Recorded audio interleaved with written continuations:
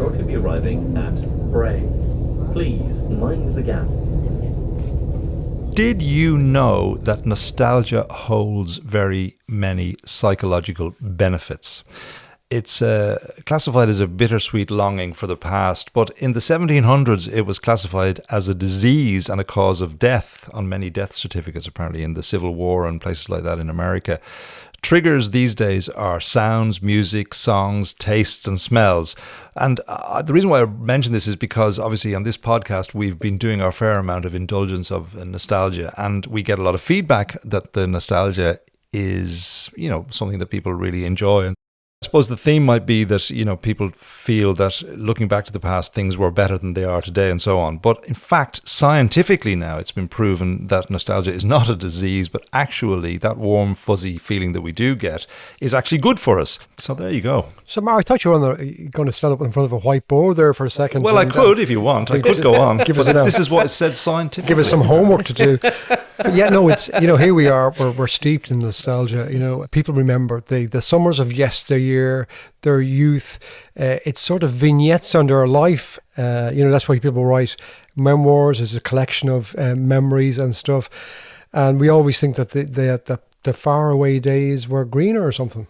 Absolutely. There's no two ways about it. What, they were greener? Or no, I think that we think that. I don't think precisely. Necessarily that. Where I think that compared to when I was a child, we're living in far plusher times now, and we have it far better. I know the world is in a state of chassis, right? But as regards the creature comforts, we're in a better place. Absolutely, of course we are. Nostalgizing, by the way, is a new word. Go away. There you go. I wish they'd stop doing that. Yeah. I don't mind, when Lewis Carroll does, when he squeezes two words together and it's called a portmanteau word. I don't mind that because I think that's good. But these things that just come, every time you turn around, there's a new word. Well, welcome to Bray Talking Heads.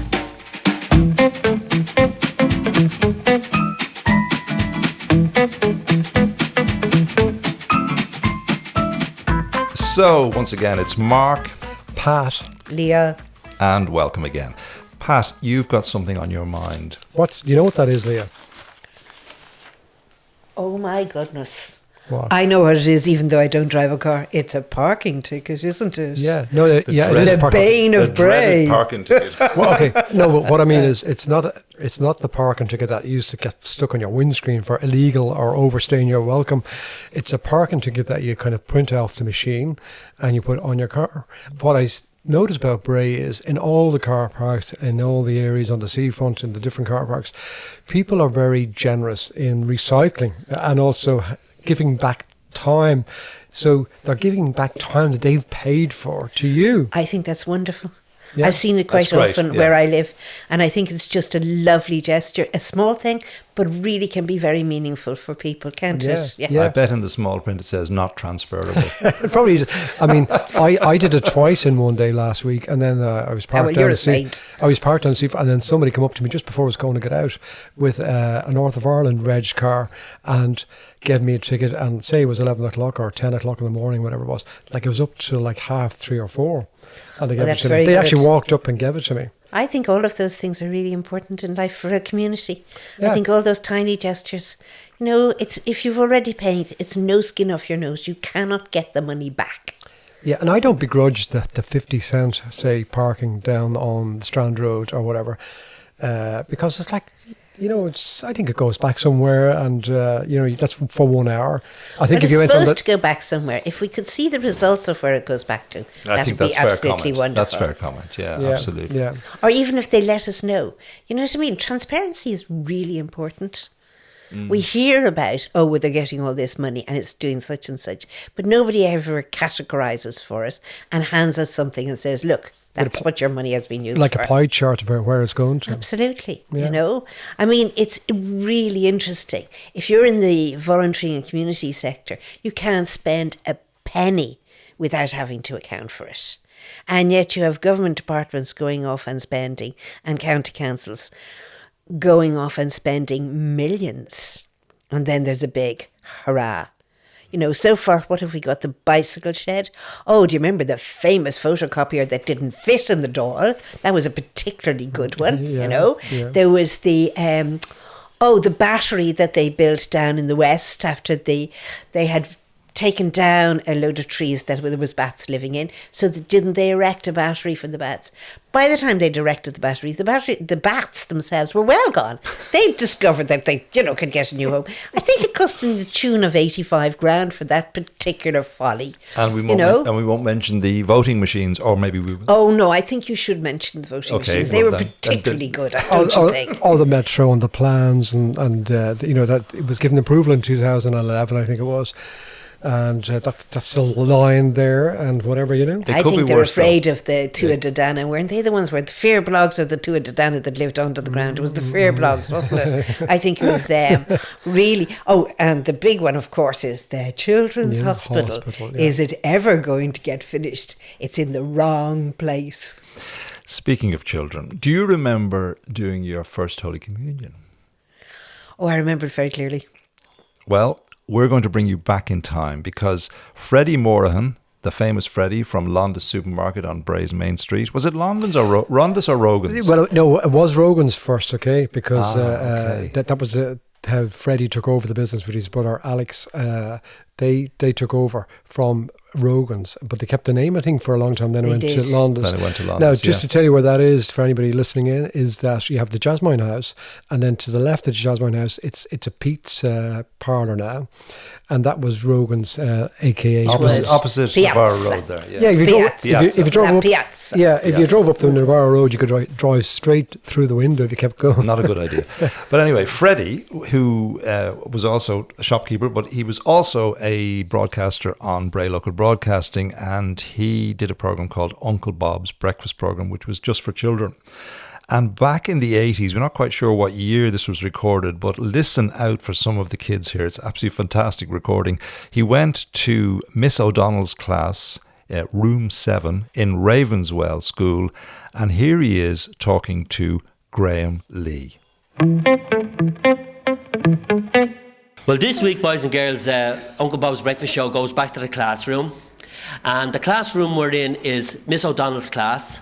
And that's, Sean is shocked, that's room 7, isn't that right? Yeah. And we're in Ravenswell School, over on the Dublin Road.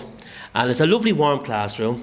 And I'm sitting beside a young lad with lovely red hair and a big smile on his face. And he's one tooth missing.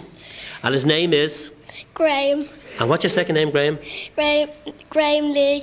Graham Lee. Now, Graham, will you tell us all about Graham Lee? Tell us where you live. I live in Vassar Row. Good man. And brothers and sisters? No. No brothers? I just have 2 brothers. And what's their names? Darren and Jan. Now, Graham, you're coming to Ravenswell School. And what's your best subject? What do you love best? Songs and poems. Songs and poems. Isn't that great? Well, I tell you what we'll do. Before we have the song, give us a little poem. What's your favourite poem? The limericks. Just give us one limerick. Just give us one limerick. There was a young girl from Hong Kong who played the guitar all day long. The neighbours protested and had her arrested, and that was the end of the song. Brilliant, isn't it?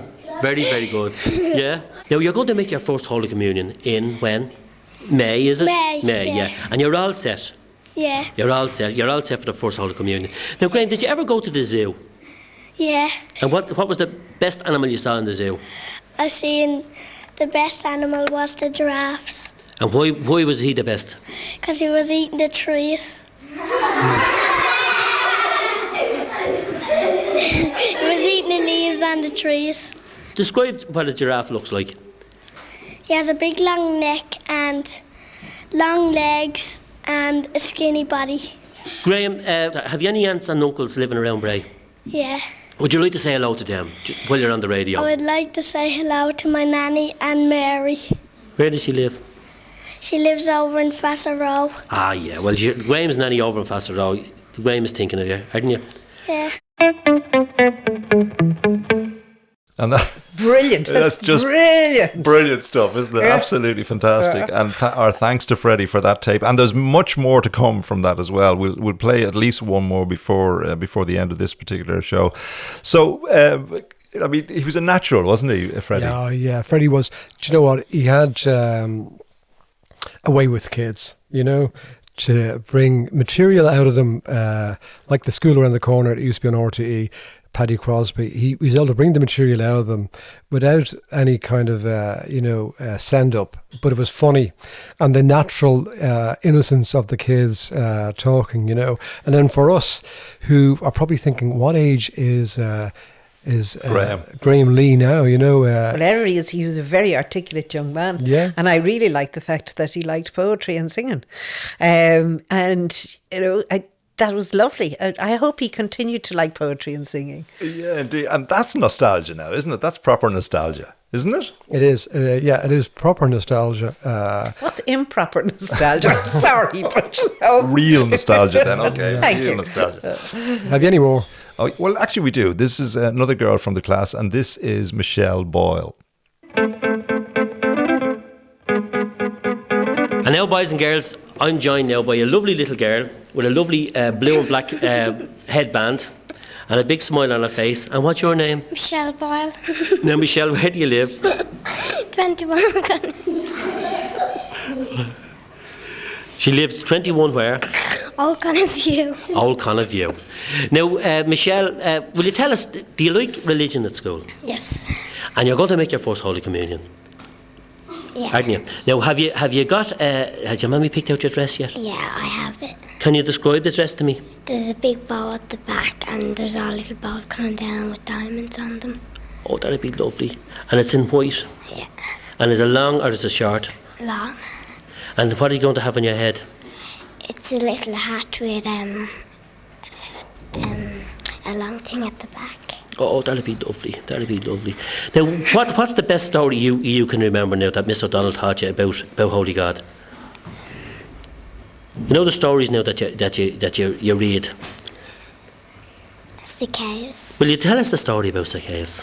Zacchaeus was a ball man. He was a rent man and he was keep taking money and he kept it for himself. And then Jesus came and he was talking to all the people, and then he came along and he met Zacchaeus, and then all the people came over and said, don't talk to Zacchaeus, don't go into his house for a meal. Is that right? And what happened? He went for a meal and then he said sorry to Jesus. He was sorry for robbing all the money? Yeah. And Jesus forgave him? Yeah. Isn't that a lovely story? Yeah. Michelle, would you like to say hello to anybody? Who's at home? My mum, my dad and my baby sister. And what's her name? Stephanie. And what age is Stephanie? 4. And is she a good girl? Yeah. The best, isn't she? And does Kevin look after you well? Yeah. He does. Michelle, thanks very, very much. So that's Michelle Boyle there in Ravenswell School back in the 80s there with Freddie. Were you ever interviewed in school, either of you? No, definitely. Neither was I. But, I mean, it's always hard work for an interviewer, I think, interviewing children, and Freddie just was a master at it, an absolute master. We'll definitely play a couple more before we go today. So let's remain in that frame of mind, in that era, because I know last time round we were talking about summer jobs. Well, one job that I had after I left school for a short period of time was working in McKenna's Electrical in the service department. Not servicing televisions, but actually taking calls from people who were phoning in, because McKenna's rented many televisions. I mean, that's what they did. That's how they made a lot of money.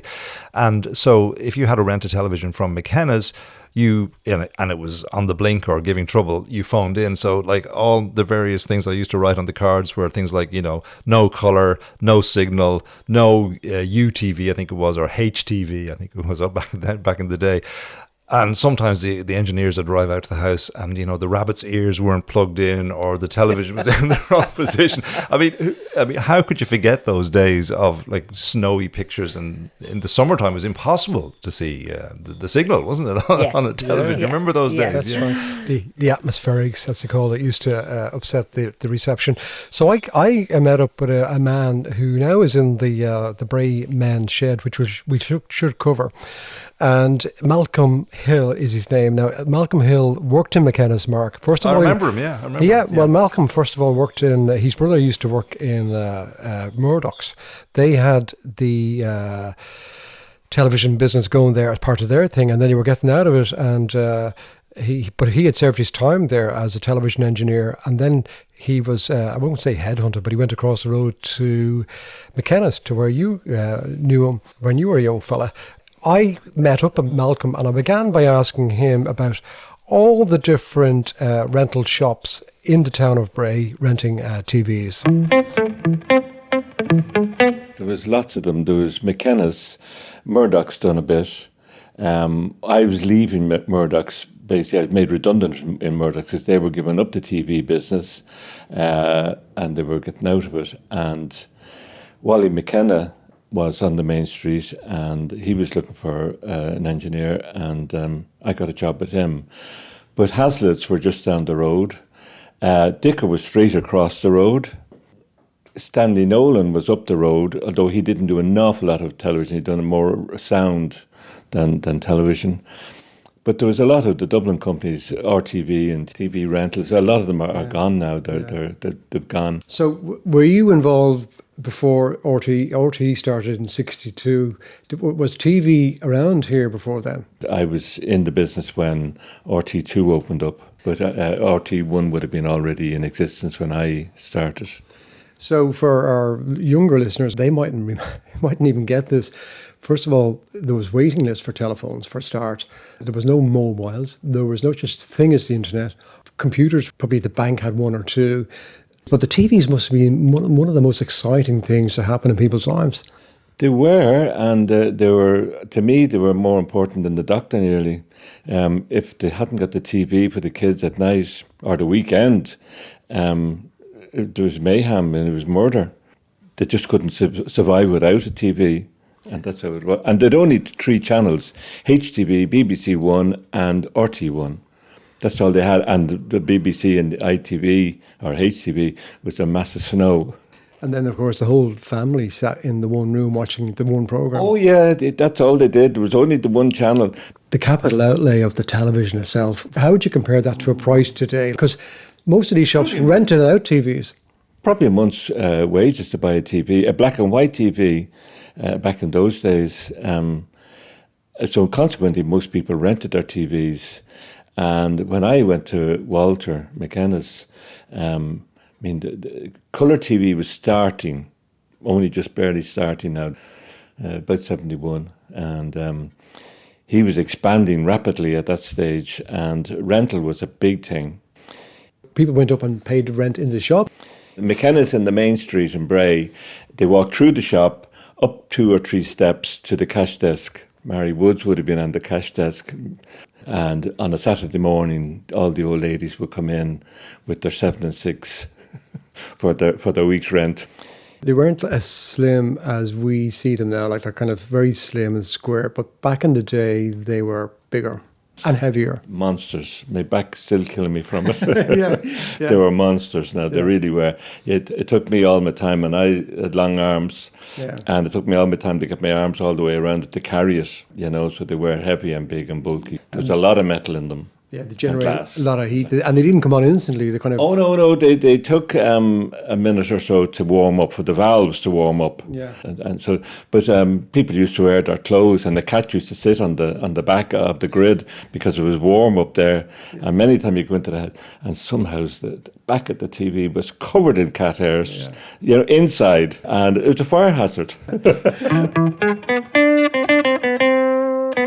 So there you go, guys. The televisions of yesterday. Good old Malcolm, he's great. Yeah, he's great. Actually, one shop he missed out there was Kenton Burns. Remember? I remember Kenton Burns. Kenton Burns on the Queensborough Road. Yeah. I actually, you know what? My late mother, before she died, she found a receipt of the first hi-fi that I got. from Kenton Burn. Like they used to write on the receipt, kidding. of whatever it was, 17 quid or whatever. And how high was the hi-fi? Yeah, there you go. Probably not very high.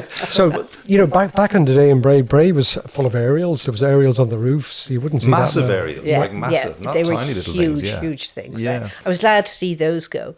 And, the rabbit ears, they were impossible. Oh, ridiculous. You could spend your whole day or evening adjusting them. Now, we didn't get a television till quite late, but I do remember quite a few of the programmes because my father, when he was at home, was a fabulous cowboy enthusiast. So I saw High Chaparral and Bonanza and all of those we had to watch. And I think I've seen the movie Gunfight at the OK Corral more than anybody else in the world.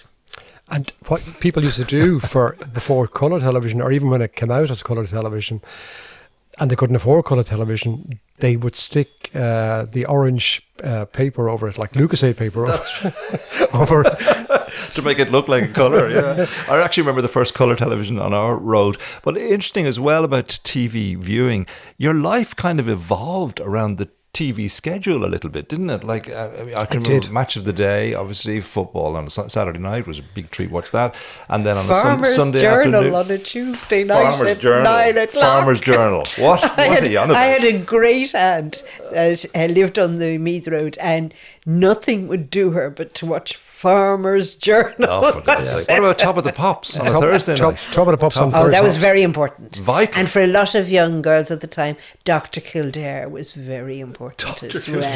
Yeah. I wasn't one of them. Saturday morning was always great as well. You had Scooby-Doo and the Swap Shop, is that what it's called, on BBC? And then the Grandstand, ITV's programme. And here's an unusual thing when you think of it now. Wrestling in the afternoon. Oh yeah, that was ITV's. Mick McManus and Giant Haystacks and whatever. And all these women, older women sitting on the front row and whatever, watching these wrestlers. Now, of course, the biggest show in Ireland that started with television in 1962 was, of course, The Late Late Show. And that went up till 1999. A bit like ourselves, Talking Heads. Still going. What are you talking about?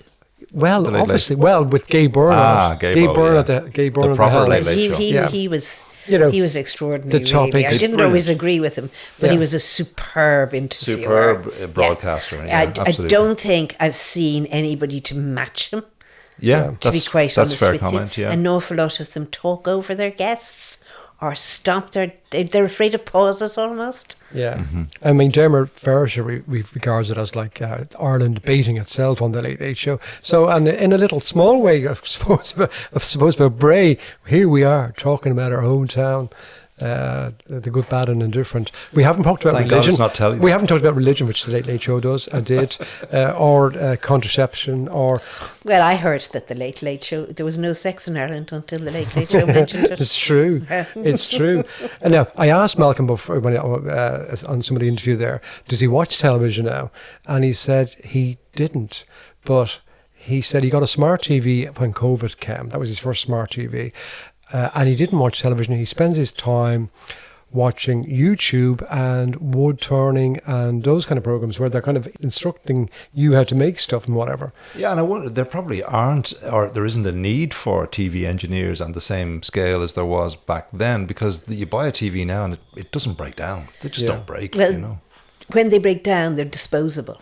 Yeah, exactly. Yes, they just die. because we're living in a disposable economy now, which I object to. That's why I like things like the repair shop, where things get repaired. Or I think they that's have fair repair comment, cafes around Wicklow sometimes, and I think they're a great idea, where you go in and somebody will help you to fix something that you've had for ages, usually volunteers, just so that people are not throwing out good stuff. Do you know what? You know what I miss? Frank Hall's Pictorial Weekly. Oh, that was brilliant. Oh, that was brilliant. So the edge of the comedy, the sketches, Chamaya, Ballynagash. Him drinking out of the saucer. Tea out of the saucers. And then there was guys actually from Wicklow. The boys Macanana. That's right. That's right. Yeah. Hilarious.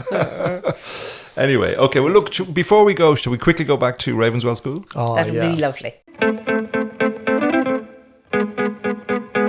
And now, boys and girls, I have a young girl here. Her name is Ciara. Caroline. Oh, Caroline. And Caroline, what's your second name? Caroline Kenny. Caroline Kenny. Now, Caroline, has your mummy picked out the dress for you for communion? Not yet. Not yet. There's plenty of time yet. Caroline, can you tell us about a time? Did you ever go into Dublin? Yes. Did you ever go into the pictures in there? No. You haven't gone into the pictures. Did you ever go to a pantomime? No. You've never been at a pantomime? No. Did you ever go on your holidays? Yes. Where did you go, Caroline? Granard. Do you know where Granard is? No. Do you not remember? No. And who was up in Granard?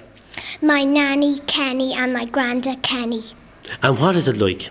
Describe to the rest of the boys and girls what Granard is like. Is it in the country? Yes. And were you down on a farm? Yes. And what's on the farm? Cows and horses. And is Granard in County Longford? Yes. Would you remember that? And did you ever milk a cow? No. Did your granny milk the cows? Your grandfather? My grandfather. He milks the cows. Yes. And what else does he have to do on the farm? What other jobs now would a farmer have to do that a man in the city wouldn't have to do? Get some food for the horses. Yeah. And feed the cows. Good girl. And he'd have to get up really early in the morning, wouldn't he? Yes. In all sorts of weather. Yes. 7 days a week. Yes. And he goes out because he has to feed the animals. They don't have a 5-day week, sure they don't? No. And would you like to be a farmer's wife? No. Have you got a boyfriend? No. Did I see your hand? Did you get a Valentine's? Yes. And who did you get the Valentine's off? From my daddy. Ah, sure, the best, isn't it? Because your daddy loves you, doesn't he? Yes. He certainly does. Now, would you like to, Caroline, would you like to say hello to a few people? I'd like to say hello to my nanny and granddad and my mammy and daddy. And your nanny and granddad in Bray, is there?